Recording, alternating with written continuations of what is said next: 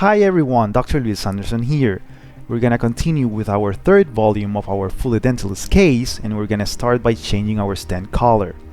Then we're gonna access reference and start locating our implant position on the panorama view and also our cross surface. Then right away we're gonna access implant on task toolbar and pick and place. And as you can visually perceive, it pops up this implant library. We're gonna choose our Core 1 implant 4x10. We're gonna start by clicking onto the bone on the cross surface for tooth number and jaw selection. We're gonna start by selecting our canine tooth and by dragging the fixture blue line, we can correct any angulation. And as you can visualize, our sleeve encaged into what is gonna be our surgical stent, and our implant itself encaged into the cortical bone. Now, because of bone height on the posterior section of this kind of patients, we're gonna continue placing our premolar implants or premolar region. We're gonna select now our 4x8.5 fixture, meaning our first premolar.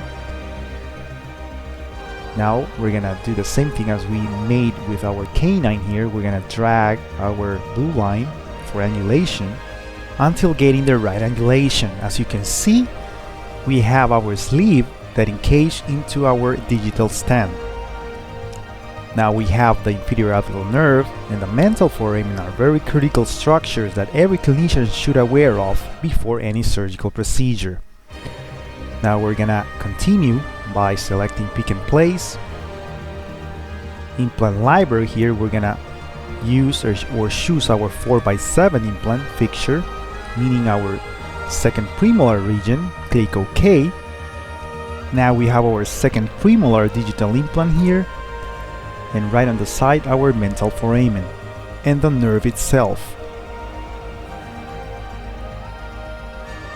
Now we're gonna access, and by changing from volume rendering to multiplane reformat in the panorama view, it is possible to observe and do some adjustments in our digital implants. Now we're gonna access bone density graph by simply right-clicking on any fixture, and as you can perceive, we have the bone density graph showing information of the density of the bone in Hounsfield units, and we have blue color meaning dense bone. Now we can access the 3D surface and visualize the digital implants along with the nerve and what is gonna be our digital surgical stent.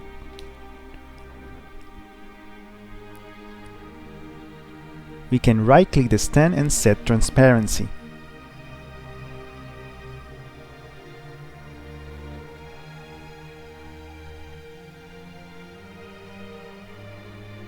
Now we can access verification tab, and as you can visualize, we have our implant cross surface, our implant parallel, our 3D zoom, and our panorama view.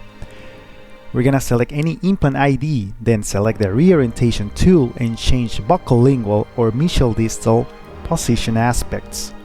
Now in our 3D zoom, on the trapezoid area on our fine-tuning bar, we can drop down our opacity values so we can visualize in detail our digital implants along with our inferior alveolar nerve canal.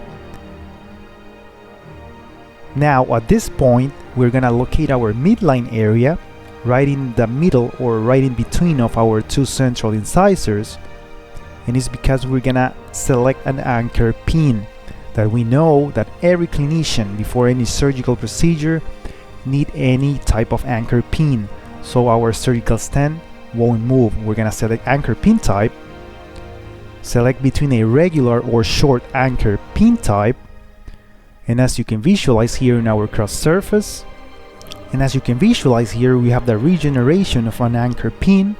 We have to drag the yellow sphere for angulation purpose. Another important aspect that we have to consider is not to go too deep into our bone because of our lingual foramen. The digital anchor pin is visualized in both windows. As you can see, we have the 3D surface and our cross surface. As you can visualize, we have our digital implants, our digital surgical stent, our anchor pin, and our inferior alveolar nerve canals. And we're gonna select again our patient's data.